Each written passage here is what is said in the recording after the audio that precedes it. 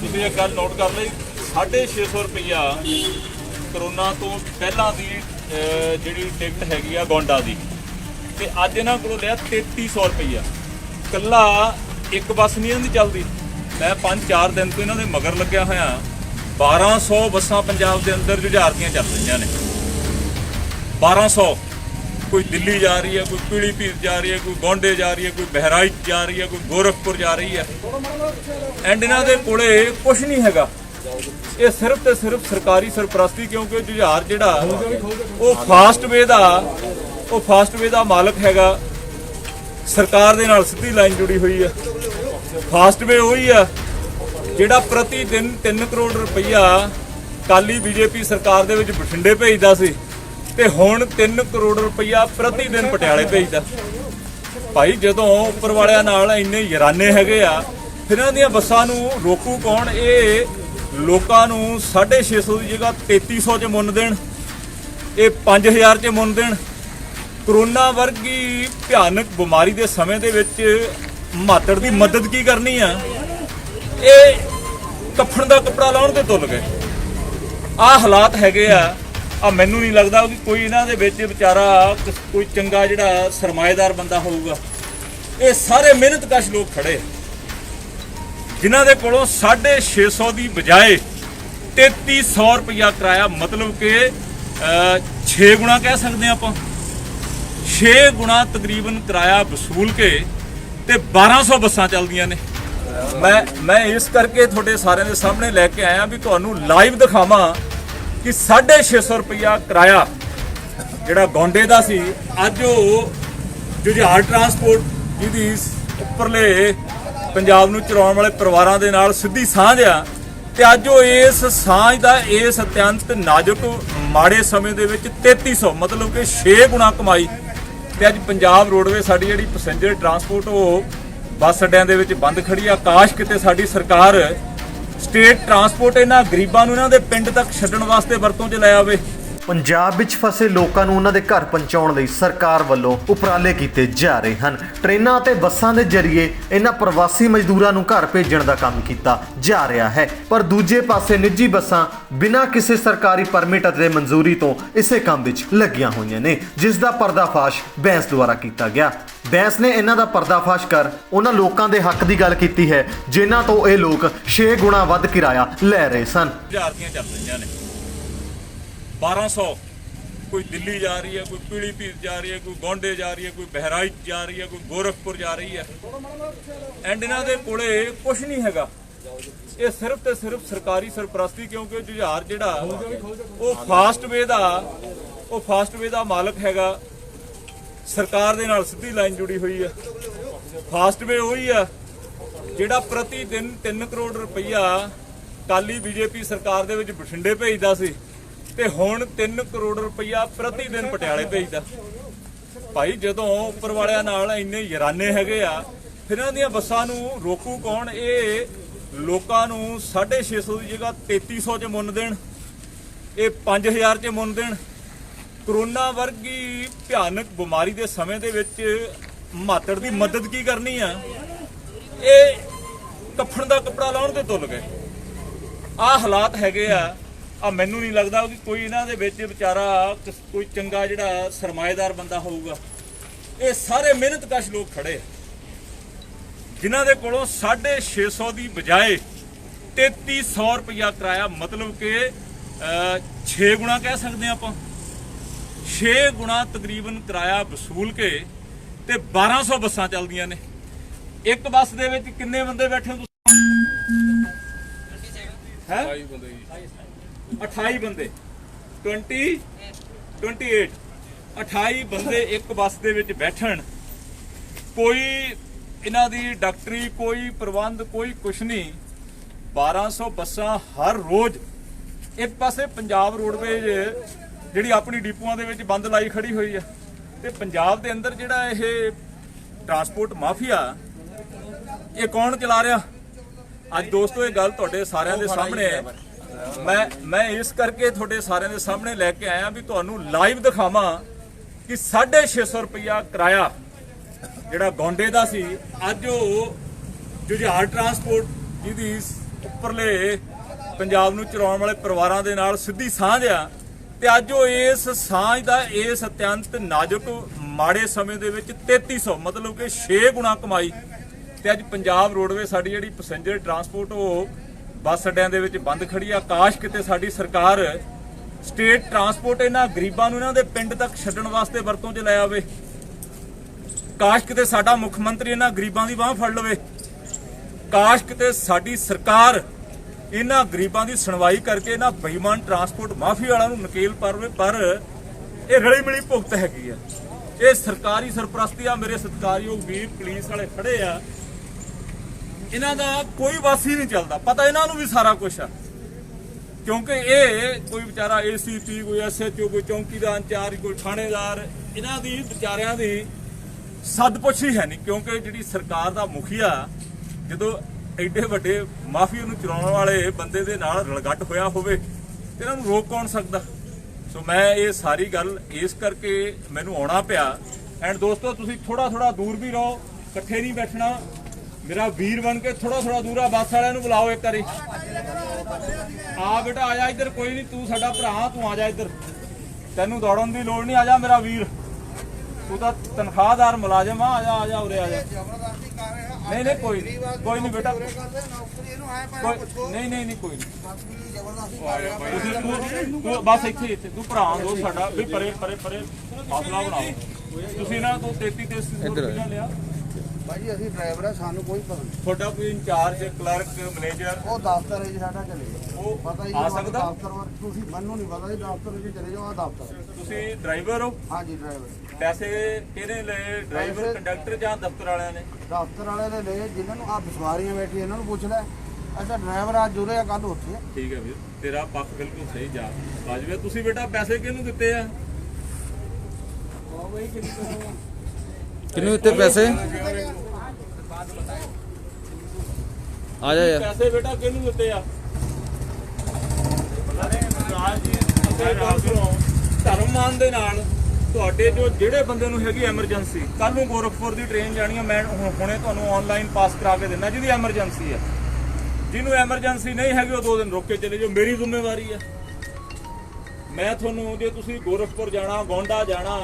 Sir मैं इस विषय पे कहना चाहूँगा, यहाँ पर लगभग भी 2 महीने से हम लोग रखे हुए हैं। लॉकडाउन पीरियड 2 महीने से चल रहा है जो, जिसमें हम लोगों को खाने पीने की यहाँ दिक्कत हुई। हाँ। सैलरी भी मिलना मुश्किल हुआ। हाँ। फिर हम लोग क्या करें, हम लोगों ने अपना घर से कुछ पैसे का बंदोबस्त कराया। हमने एक इमरजेंसी यहाँ पे व्यवस्था कराई जिस बस की, यहाँ पर आए। हमने इसके पहले हमने 1-2 बसों की और भी बातचीत किया था। इन्होंने कहा कि हम तत्काल बस यहाँ से सेवा उपलब्ध आपको कराएंगे। इन्होंने 2 दिन लारी लगाई, व्यवस्था नहीं हो पाई। हम लोगों के पास में अब पैसे का कोई ऐसा बंदोबस्त नहीं है जिससे हम अपना जीवन यापन यहाँ कर सकें लुधियाने में रह के। लगभग में हमारे साथ में 25 बंदे तो यहाँ पे खड़े हुए हैं, 26-28 जो भी हैं। ऐसे ही बहुत सारे नागरिक हमारे साथ जुड़े हुए हैं जिनके साथ ये सारी समस्या है, जिनको खाने पीने का बंदोबस्त नहीं है यहाँ पर। इसलिए हम लोगों ने घर से कुछ पैसे मंगाए थे और इनको हमने पैसे प्रोवाइड किया था। जो दादी थे उनको पैसे हमने दिए हैं। और एक बंदा यहाँ कलाजा मोक्षू वाला है जो यहाँ पर बंदों को अटेंड करता है, बंदों को बुलाता है, उनको बस सुविधा प्रोवाइड कराता है। उस बंदे को हमने पैसे भी दिए थे। यहाँ पर एक मीटू नाम का लड़का हुआ, उसके हाथ में सारे पैसे 3300 रुपये कल ही बस चलने से पहले यहाँ पर पैसे सारे दे दिए गए थे। यहाँ नहीं, वही जैसे इन्होंने बस लगाया उसी वक्त पैसे सारे दे दिए, लेकिन अभी तक। अच्छा हुण मेरी एक गल सुनो रिंकू सिंह, ਜਿਹੜੇ ਦਾ ਤੁਹਾਡੇ ਕੋਲੋਂ ਹੈਗੇ ਐਮਰਜੈਂਸੀ ਵਾਲੇ, ਐਮਰਜੈਂਸੀ ਦਾ ਮਤਲਬ ਕਿਸੇ ਦਾ ਮਾਂ ਬਾਪ ਭੈਣ ਭਰਾ ਉੱਥੇ ਬਿਮਾਰ ਆ, ਕੋਈ ਪ੍ਰੋਬਲਮ ਆ ਗਈ, ਤੁਹਾਨੂੰ ਐਮਰਜੈਂਸੀ ਆ, ਉਹ ਤਾਂ ਮੈਂ ਤੁਹਾਨੂੰ ਰੇਲਵੇ ਟਿਕਟ ਐਡਮਿਨਿਸਟ੍ਰੇਸ਼ਨ ਨੂੰ ਕਹਿ ਕੇ ਐਮਰਜੈਂਸੀ 'ਚ ਦਵਾ ਦਿੰਦਾ। ਕੋਈ ਪੈਸਾ ਨਹੀਂ ਲੱਗਣਾ, ਫ੍ਰੀ ਦੇ ਵਿੱਚ ਤੁਸੀਂ ਗੋਂਡਾ ਜਾਣਾ ਜਾਂ ਗੋਰਖਪੁਰ। रजिस्ट्रेशन कराया हुआ है 2 तरीक। ਬੇਟਾ ਗੱਲ ਨੂੰ ਸੁਣ ਲਾ, ਰਜਿਸਟ੍ਰੇਸ਼ਨ ਤੁਸੀਂ ਕਰਾ ਲਈ, ਪਰ ਉਹ ਲੱਖਾਂ ਲੋਕ ਹੈਗੇ ਆ ਤੁਹਾਡੇ ਚੋਂ ਜਿਹਨੂੰ ਐਮਰਜੈਂਸੀ ਆ। ਤੁਸੀਂ 28 ਜਾਣੇ ਹੋ ਨਾ, ਸੁਣ ਲਾ, ਤੁਸੀਂ 28 ਜਾਣੇ ਹੋ, 28 ਦੇ ਵਿੱਚੋਂ 8 ਨੂੰ 10 ਨੂੰ 15 ਨੂੰ ਐਮਰਜੈਂਸੀ ਆ। ਉਹ ਤੁਸੀਂ ਆਪਣਾ ਮੈਨੂੰ ਨਾਮ ਪਤਾ ਲਿਖ ਦਿਓ ਇੱਕ ਵਰਕੇ ਦੇ ਉੱਤੇ, ਉਹ ਮੈਂ ਤੁਹਾਨੂੰ ਭੇਜਣ ਦਾ ਕੱਲ ਜਾਂ ਪਰਸੋਂ ਬਾਏ ਲੀਗਲ ਤਰੀਕਾ। ਇਹ ਲੁੱਟ ਹੈਗੀ ਆ, ਇਹ ਪਤਾ ਨਹੀਂ ਤੁਹਾਨੂੰ 1200 ਬੱਸਾਂ ਪੰਜਾਬ ਦੇ ਵਿੱਚ ਇਹਨਾਂ ਨੇ ਇਦਾਂ ਹੀ ਲੋਕਾਂ ਨੂੰ ਲੁੱਟਣ ਲਈ ਲਾਈਆਂ ਹੋਈਆਂ। ਇਹ ਪਤਾ ਨਹੀਂ ਤੁਹਾਨੂੰ ਕਿੱਥੇ ਕਿੰਨੇ ਦਿਨ ਖੜਾਈ ਰੱਖਣ, ਦਿਹਾੜੀ 2 ਦਿਹਾੜੀਆਂ ਕਿਸੇ ਜ਼ਿਲ੍ਹੇ 'ਚ ਜਾ ਕੇ ਇਹਨਾਂ ਨੂੰ ਮੋਹਰਿਓਂ ਜਿਹੜਾ ਗ੍ਰੀਨ ਸਿਗਨਲ ਨਾ ਮਿਲਿਆ ਇਹਨਾਂ ਨੇ ਰੁਕ ਜਾਣਾ ਉੱਥੇ। ਜੇ ਤਾਂ ਤੁਹਾਡਾ ਕੋਈ ਐਮਰਜੈਂਸੀ ਕਿਸੇ ਦਾ ਹੈਗਾ ਹੈ, ਤੁਹਾਡਾ ਆਪਣਾ ਸੂਬਾ ਸਟੇਟ ਤੁਹਾਡਾ ਵੀ ਆ ਇਹ, ਤੁਸੀਂ ਇਸ ਦੇਸ਼ ਦੇ ਤਾਂ ਕੀ ਹੋ ਗਿਆ ਯੂਪੀ ਦੇ ਹੋ, ਪੰਜਾਬ ਵੀ ਤੁਹਾਡਾ ਹੀ ਆ, ਉਹ ਬਸ में करके चला गया। क्या सरकार थोड़े द्वार ते ਮੰਨਦੇ ਹੋ ਵੀ ਸਰਕਾਰ ਡੀ ਸਾਹਿਬ ਅੱਛਾ ਡੀ ਸਾਹਿਬ ਮੈਂ ਇੱਕ ਸਕਿੰਟ ਹੀ ਲੈਣਾ ਸੀ ਤੁਹਾਡਾ। ਜੁਝਾਰ ਬੱਸ ਵਾਲਾ 3300 ਰੁਪਇਆ ਰੈਂਟ ਲੈ ਰਿਹਾ ਐਂਡ ਇਹਨਾਂ ਦਾ ਮੈਨੇਜਰ ਕਹਿ ਰਿਹਾ ਵੀ ਸਾਨੂੰ ਡੀਸੀ ਨੇ ਅਲਾਉ ਕੀਤਾ ਵੀ 3300 ਲਾਓ 650 ਦੀ ਜਗ੍ਹਾ। ਗੋਂਡਾ ਜਿਹੜੇ ਯੂਪੀ ਦੇ ਲੋਕ ਜਾ ਰਹੇ ਆ ਬਾਏ ਬੱਸ, ਲੋਕਡਾਊਨ ਤੋਂ ਪਹਿਲਾਂ ਕਿਰਾਇਆ 650 ਸੀ, ਇਹ 3300 ਲੈ ਰਿਹਾ, ਕਹਿੰਦਾ ਜੀ ਡੀਸੀ ਦਾ ਆਰਡਰ ਆ ਸਾਨੂੰ। ਠੀਕ ਆ, ਬੱਸ ਦੀ ਕੋਈ ਪਰਮਿਸ਼ਨ ਨਹੀਂ ਦਿੱਤੀ, ਕੋਈ ਕਿਰਾਇਆ ਫਿਕਸ ਨਹੀਂ ਕੀਤਾ। ਆ ਸੁਣ ਲਿਆ ਡੀ ਸਾਹਿਬ ਦੀ ਗੱਲ ਹੋਈ, ਪਰਮਿਸ਼ਨ ਆ ਜੀ 3300 ਰੁਪਏ ਨਾ ਸੀ। ਠੀਕ ਹੈ ਸਰ, ਮੈਂ ਕਰੋ ਸਾਰੇ ਤੁਸੀਂ ਗੱਲ ਨਹੀਂ meeting ਕੀਤੀ ਹੈ attend ਕਰੋ। ਡੀ ਸਾਹਿਬ ਨੇ ਕਿਹਾ ਠੀਕ ਹੋ ਗਿਆ ਤੁਹਾਡਾ ਪੱਖ। ਆ ਲੈ ਵੀ ਦੋਸਤੋ ਸੁਣ ਲਿਆ, ਡੀਸੀ ਸਾਹਿਬ ਕਹਿੰਦੇ ਆ ਕੋਈ ਅਸੀਂ ਯੂਪੀ ਦਾ ਪਰਮਿਟ ਕਿਸੇ ਨੂੰ ਨਹੀਂ ਦਿੱਤਾ ਐਂਡ ਕੋਈ ਅਸੀਂ ਕਿਰਾਇਆ ਨਿਰਧਾਰਤ ਨਹੀਂ ਕੀਤਾ। ਨਹੀਂ ਤੂੰ ਸਾਡਾ ਭਰਾ ਆ, ਹਾਂਜੀ ਹਾਂਜੀ ਬਿਲਕੁਲ ਭਾਜੀ ਤੇਰਾ ਕੱਲ ਕੋਈ ਵੀ ਵਾਪਸ ਕਸੂਰ ਲੈ ਕੇ ਆਏ ਆ ਆਹੀ ਬੰਦੇ। ਤੇਰਾ ਕੋਈ ਕਸੂਰ ਨਹੀਂ ਦੋਸਤ, ਤੂੰ ਆਪਣਾ ਰੋਜੀ ਰੋਟੀ 10-15 ਠੀਕ ਹੈ ਨਾ। ਪਰ ਜਿਹੜੀ ਗਲਤ ਆ, ਅੱਖੀ ਦੇਖ ਕੇ ਮੱਖੀ ਨਹੀਂ ਖਾਣੀ। ਨੌਕਰੀਆਂ ਕਿ ਛੱਡ 20 ਮਿਲ ਜਾਣਗੀਆਂ, ਜਿਹੜੀ ਸੱਚੀ ਗੱਲ ਉਹੀ ਕਹਿਣੀ ਹੈ। ਆਪਾਂ ਕੰਮ ਕਰਨ ਦੀ ਤਨਖਾਹ ਲੈਣੀ, ਝੂਠ ਬੋਲਣ ਦੀ ਨਹੀਂ। ਮੇਰੀ ਗੱਲ ਤਾਂ ਸੁਣ ਲਾ, ਆ ਮੇਰਾ ਫੋਨ ਰਿਕਾਰਡਿੰਗ ਤੇ ਆ। ਹਾਂਜੀ ਹਾਂ ਬਿਲਕੁਲ ਡੀ ਸਾਹਿਬ ਨਾਲ ਮੇਰੀ ਗੱਲ ਹੋਈ, ਇਹ ਰਿਕਾਰਡ ਤੇ ਆ। ਹਾਂ ਠੀਕ ਹੈ ਜੀ। ਡੀ ਸਾਹਿਬ ਮੀਟਿੰਗ 'ਚ ਸੀਗਾ, ਡੀ ਸਾਹਿਬ ਨੇ ਇਹ ਕਹਿਤਾ ਵੀ ਭਾਈ ਮੈਂ ਨਾ ਕੋਈ ਪਰਮਿਟ ਕਿਸੇ ਨੂੰ ਦਿੱਤਾ ਯੂਪੀ ਸਟੇਟ ਦਾ। ਅਸੀਂ ਤੁਹਾਨੂੰ ਇਹ ਗੱਲ ਕਹੀ ਹੁਣ ਤਾਂ ਲੈ ਨਾ ਪਰਮਿਸ਼ਨ ਦਿੱਤੀ ਆ, ਪਰਮਿਟ ਤਾਂ ਹੈਗਾ ਤੁਹਾਡੇ ਕੋਲੇ, ਪਰਮਿਸ਼ਨ ਨਹੀਂ ਦਿੱਤੀ ਤੇ ਨਾ ਹੀ ਮੈਂ ਕਿਰਾਇਆ ਨਿਰਧਾਰਤ ਕੀਤਾ। ਕਿਰਾਇਆ ਨੂੰ ਕੀਤਾ ਹੀ ਨਹੀਂ ਸੀ ਕਰਦੇ। ਕਿਉਂ ਤੁਸੀਂ ਕਿਉਂ ਗੁੰਮਰਾਹ ਕਰਦੇ ਹੋ ਦੋਸਤੋ? ਆ ਜਾਓ ਵੀ ਤੁਸੀਂ ਪ੍ਰੈਸ ਵਾਲਿਓ, ਹੁਣ ਤੁਹਾਨੂੰ ਸਾਰਾ ਕੁਝ ਲਾਈਵ ਦਿਖਾਤਾ।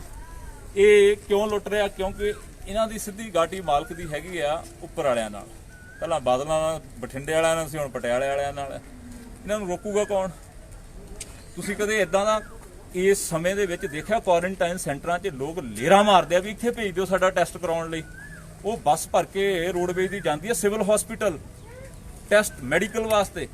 ਇਹ ਸਭ ਲੋਕਾਂ ਦਾ ਬੱਸ ਦੇ ਵਿੱਚ ਬੈਠੇ ਨਾ ਮਜ਼ਦੂਰ ਲੋਕਾਂ ਦਾ ਪਤਾ ਨਹੀਂ ਕਿੱਥੋਂ ਡਾਕਟਰ ਫੜ ਕੇ ਲਿਆਏ, ਉੱਥੇ ਇਹਨਾਂ ਦਾ ਕਹਿੰਦੇ ਜੀ ਮੈਡੀਕਲ ਹੋ ਗਿਆ ਤੁਹਾਡਾ। ਭਾਜੀ ਬੁਖਾਰ ਸਿਰਫ ਥਰਮਾਮੀਟਰ ਲਾਉਂਦੇ ਆ ਬਸ ਦਾ ਸਟ੍ਰੀਮਿੰਗ ਜਿਹਨੂੰ ਕਹਿੰਦੇ ਆ, ਥਰਮਾਮੀਟਰ ਹੀ ਹੈ ਇਲੈਕਟ੍ਰੋਨਿਕ ਸਕਰੀਨਿੰਗ। ਬਾਡੀ ਦਾ ਟੈਂਪਰੇਚਰ ਦੱਸਦੀ ਹੈ ਬਸ। ਕੀ ਨਾਮ ਤੁਹਾਡਾ? ਸਰੂਪ ਸਿੰਘ। ਰੂਪ ਸ਼ਰਮਾ ਰੂਪ ਸ਼ਰਮਾ ਜੀ। ਰੂਪ ਸ਼ਰਮਾ ਜੀ, ਪੰਡਿਤ ਜੀ ਕਿਰਪਾ ਕਰਕੇ ਇਹ ਗਰੀਬ ਲੋਕਾਂ ਨੂੰ ਸਮਾਂ ਗਾਈਡ ਕਰੋ। ਇਹ ਵੇਲਾ ਹੈਗਾ ਮਦਦ ਦਾ, ਇਨਸਾਨੀਅਤ ਦੀ ਮਦਦ। ਪੈਸੇ ਦਾ ਬੰਦੇ ਨੇ ਸਾਰੀ ਉਮਰ ਕਮਾਉਣੇ, ਆਹ ਸਾਲ ਤਾਂ ਇਨਸਾਨੀਅਤ ਦੇ ਉੱਤੇ ਨਿਸ਼ਾਵਰ ਕਰਨ ਵਾਲਾ ਸਾਲ ਹੈ। ਠੀਕ ਹੈ ਜੀ, ਇਹ ਇਨਸਾਨੀਅਤ ਦੇ ਉੱਤੇ ਨਿਸ਼ਾਵਰ ਕਰਨ ਵਾਲਾ। ਇਹਨਾਂ ਦੇ ਉੱਤੇ ਭੀੜ ਪਈ ਆ, ਕਿਸੇ ਦੀ ਮਾਂ, ਕਿਸੇ ਦਾ ਬਾਪੂ, ਕਿਸੇ ਦਾ ਭੈਣ ਭਰਾ ਬਿਮਾਰ, ਇਹਨਾਂ ਦਾ ਮਨ ਕਰਦਾ ਉੱਡ ਕੇ ਅਸੀਂ ਪਹੁੰਚ ਜਾਈਏ। ਤੁਹਾਡਾ ਮੇਰਾ ਹੋਵੇ, ਆਪਣਾ ਵੀ ਇਦਾਂ ਹੀ ਮਨ ਕਰੂਗਾ ਵੀ ਆਪਣੇ ਟੱਬਰ 'ਚ ਚਲੇ ਜਾਈਏ। ਪਰ ਉਸ ਗੱਲ ਦਾ ਨਜਾਇਜ਼ ਫਾਇਦਾ ਤੁਸੀਂ ਭਾਗੀਦਾਰ ਨਾ ਬਣੋ। ਆ ਤਾਂ ਮੈਂ ਕਰੂੰਗਾ ਸਰਕਾਰ ਨਾਲ ਸਾਰੀ ਗੱਲ, ਤੁਸੀਂ ਕਿਰਪਾ ਕਰਕੇ ਭਾਗੀਦਾਰ ਨਾ ਬਣੋ। ਇਹਨਾਂ ਨੂੰ ਗਾਈਡ ਕਰੋ ਵੀ ਗਲਤ ਹੋ ਰਿਹਾ ਭਾਈ, ਤੁਸੀਂ ਲੁੱਟੇ ਜਾ ਰਹੇ ਹੋ। ਕੋਈ ਨਹੀਂ, ਉਹਨਾਂ ਨੂੰ ਕਰਨ ਦੇ, ਵੀ ਉਹਨਾਂ ਦਾ ਕੰਮ ਹੈ।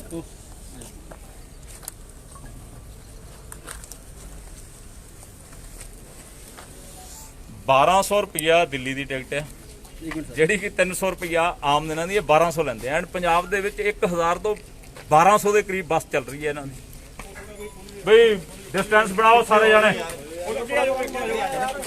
ਸਾਰੇ ਜਾਣੇ ਫਾਸਲਾ ਬਣਾ ਕੇ ਰੱਖੋ, ਹੋਵੋ ਸਾਰੇ ਜਾਣੇ ਅਲੱਗ-ਅਲੱਗ ਹੋ ਜਾਓ ਸਾਰੇ ਜਾਣੇ। ਹਾਂ ਹਾਂ ਮੈਂ ਉਹੀ ਕਰਦਾ, ਚਿੰਤਾ ਨਾ ਕਰ, ਆਈਡੀ ਨਹੀਂ ਆਉਂਦੀ ਵਿੱਚ। ਨਹੀਂ ਆਈਡੀ ਆ ਜੀ, ਆਈਡੀ ਕਰਨ ਵਾਲਾ ਨਾ ਹੋਵੇ। ਜੀ ਸਰ। ਹਾਂਜੀ ਸਰ। ਸੋ ਅੱਜ ਕਰੋਨਾ ਵਰਗੀ ਮਹਾਮਾਰੀ ਦੇ ਸਮੇਂ ਦੇ ਵਿੱਚ ਲੋਕਾਂ ਨੂੰ ਲੁੱਟਣ ਵਾਲਾ ਜਿਹੜਾ ਮਨਸ਼ਾ ਉਹ ਲਗਾਤਾਰ ਜਾਰੀ ਆ। ਜੁਝਾਰ ਟਰਾਂਸਪੋਰਟ ਜਿਹੜੀ ਕਿ ਬੜੀ ਮਸ਼ਹੂਰ ਹੈਗੀ ਆ ਟਰਾਂਸਪੋਰਟ ਮਾਫੀਆ ਦੇ ਨਾਮ ਦੇ ਉੱਤੇ, ਜਿਹਦਾ ਪੰਜਾਬ ਦੇ ਵਿੱਚ ਕੇਬਲ ਨੈਟਵਰਕ ਦੇ ਉੱਤੇ ਵੀ ਕਬਜ਼ਾ। ਕੇਬਲ ਨੈਟਵਰਕ, ਕੇਬਲ ਮਾਫੀਆ, ਉਹ ਮਾਫੀਆ ਜਿਹੜਾ ਪ੍ਰਤੀ ਦਿਨ 3 ਕਰੋੜ ਰੁਪਈਆ ਬਾਦਲ ਬੀਜੇਪੀ ਦੀ ਗਵਰਨਮੈਂਟ ਵੇਲੇ ਬਠਿੰਡੇ ਭੇਜਦਾ ਸੀ ਤੇ ਕਾਂਗਰਸ ਦੀ ਸਰਕਾਰ ਵੇਲੇ ਭੇਜਦਾ ਪਟਿਆਲੇ। ਤੇ ਇਹਨਾਂ ਨੂੰ ਰੋਕੂਗਾ ਕੌਣ? ਕਿਹੜੇ ਡੀਸੀ ਦੀ ਜ਼ਰੂਰਤ ਹੈਗੀ ਆ? ਕਿਹੜੇ ਕਿਸੇ ਅਧਿਕਾਰੀ ਟਰਾਂਸਪੋਰਟ ਆਰਟੀਏ ਦੀ ਜਾਂ ਟਰਾਂਸਪੋਰਟ ਕਮਿਸ਼ਨਰ ਦੀ ਜਾਂ ਟਰਾਂਸਪੋਰਟ ਸੈਕਟਰੀ ਦੀ ਕਿਸੇ ਦੀ ਜ਼ਰੂਰਤ ਹੈਗੀ ਆ? ਇਹਨਾਂ ਨੂੰ ਰੋਕ ਜਵੇ। ਆ ਤੁਹਾਡੇ ਸਾਹਮਣੇ ਮੈਂ ਬੱਸ ਦੇ ਵਿੱਚ 28 ਸਵਾਰੀਆਂ ਜਿਹੜੀਆਂ ਗੋਂਡਾ ਲੈ ਕੇ ਚੱਲੇ ਆ। ਆਮ ਦਿਨਾਂ ਦਾ ਕਰੋਨਾ ਦੀ ਬਿਮਾਰੀ ਤੋਂ ਪਹਿਲਾਂ ਕਿਰਾਇਆ ਮੈਂ ਤੁਹਾਡੇ ਸਾਹਮਣੇ ਇਹਨਾਂ ਸਵਾਰੀਆਂ ਤੋਂ ਪੁੱਛਿਆ 650 ਰੁਪਈਆ ਤੇ ਅੱਜ ਇਹਨਾਂ ਕੋਲੋਂ ਚਾਰਜ ਕੀਤਾ ਜਾ ਰਿਹਾ 3300 ਰੁਪਈਆ, ਮਤਲਬ ਕਿ ਤਕਰੀਬਨ 6 ਗੁਣਾ ਜ਼ਿਆਦਾ। ਐਂਡ ਡਾਕਟਰ ਇੱਕ ਫੜ ਕੇ ਲੈ ਬੱਸ ਦੇ ਵਿੱਚ ਬੈਠੇ ਆ ਕੇ ਡਾਕਟਰ ਇਹਨਾਂ ਦੇ ਟੈਂਪਰੇਚਰ ਚੈੱਕ ਕਰਕੇ ਚਲੇ ਗਿਆ। ਬੜੀ ਹੈਰਾਨਗੀ ਦੀ ਗੱਲ ਆ। ਭਰੋਸੇਯੋਗ ਜਾਣਕਾਰ ਸੂਤਰ ਦੱਸਦੇ ਆ ਕਿ ਜੁਝਾਰ ਟਰਾਂਸਪੋਰਟ ਦੀਆਂ ਪੰਜਾਬ ਦੇ ਅੰਦਰ 1000 ਤੋਂ 1200 ਬੱਸਾਂ ਡੇਲੀ ਕੋਈ ਦਿੱਲੀ ਨੂੰ ਜਾ ਰਹੀ ਹੈ, ਕੋਈ ਗੋਂਡਾ ਨੂੰ ਜਾ ਰਹੀ, ਕੋਈ ਗੋਰਖਪੁਰ ਨੂੰ ਜਾ ਰਹੀ ਹੈ, ਕੋਈ ਪੀਲੀਭੀਤ, ਕੋਈ ਬਹਿਰਾਈਚ, ਕੋਈ ਹਿਮਾਚਲ ਪ੍ਰਦੇਸ਼ ਨੂੰ ਜਾ ਰਹੀ ਹੈ, ਕੋਈ ਰਾਜਸਥਾਨ ਨੂੰ ਜਾ ਰਹੀ ਹੈ। ਉਹ ਯਾਰ ਪਿੰਡ ਡੁੱਬਦਾ ਜਾਂਦਾ ਤੇ ਗੰਜੀ ਨੂੰ ਨਹਾਉਣ ਦੀ ਪਈ ਆ। ਲੋਕ ਮਰਦੇ ਜਾ ਰਹੇ ਆ, ਲੋਕ ਮਰ ਰਹੇ ਆ ਤੇ ਇਦਾਂ ਦੇ ਬੇਈਮਾਨ ਟਰਾਂਸਪੋਰਟ ਮਾਫੀਆ ਨੂੰ ਗਰੀਬ ਲੋਕਾਂ ਨੂੰ, ਮਾਤੜ ਲੋਕਾਂ ਨੂੰ ਲੁੱਟਣ ਦੀ ਪਈ ਹੋਈ ਹੈ। ਤੇ ਸਾਡੀ ਸਰਕਾਰ, ਕਿਉਂਕਿ ਸਰਕਾਰ ਦੇ ਨਾਲ ਇਹਨਾਂ ਲੋਕਾਂ ਦੀ ਸਿੱਧੀ ਜਿਹੜੀ ਹੌਟਲਾਈਨ ਦੇ ਉੱਤੇ ਗੱਲ ਚੱਲਦੀ ਹੈ, ਸਰਕਾਰ ਦੇ ਨਾਲ ਪੂਰੀ ਸੰਧੀ ਆ, ਸਰਕਾਰ ਦੇ ਨਾਲ ਪੂਰਾ ਮੇਲ ਮਿਲਾਪ ਆ। ਅੱਜ ਜੇ ਇਹਨਾਂ ਗਰੀਬਾਂ ਨੂੰ ਤੁਸੀਂ ਘਰੋਂ ਘਰੀ ਭੇਜਣਾ ਤੇ ਸਰਕਾਰ ਰੋਡਵੇਜ਼ ਦੀਆਂ ਬੱਸਾਂ ਡੇਲੀਆਂ ਖੜੀਆਂ, ਰੋਡਵੇਜ਼ ਦੀਆਂ ਬੱਸਾਂ ਚਾਲੂ ਕਰਕੇ ਕਿਸੇ ਨੇ ਯੂਪੀ ਦੇ ਬਹਿਰਾਈਚ 'ਚ ਜਾਣਾ, ਗੋਂਡਾ ਜਾਣਾ, ਸੁਜਾਨਪੁਰ ਜਾਣਾ, ਹਿਮਾਚਲ 'ਚ ਜਾਣਾ, ਰਾਜਸਥਾਨ, ਰੋਡਵੇਜ਼ ਦੀ ਬੱਸ ਭੇਜੇ। ਔਰ ਮੇਰੀ ਆ ਜਿੰਨੇ ਤੁਸੀਂ ਮਜ਼ਦੂਰ ਸਾਥੀ ਦੇਖਿਆ ਜਿਨ੍ਹਾਂ ਨੇ ਤੁਹਾਨੂੰ ਦੱਸਿਆ ਕਿ ਅਸੀਂ 3300 ਰੁਪਈਆ ਗੋਂਡਾ ਦੀ ਟਿਕਟ ਜਿਹੜੀ ਕਿ 650 ਰੁਪਈਆ ਆਮ ਦਿਨਾਂ ਦਾ ਕਿਰਾਇਆ ਸੀ।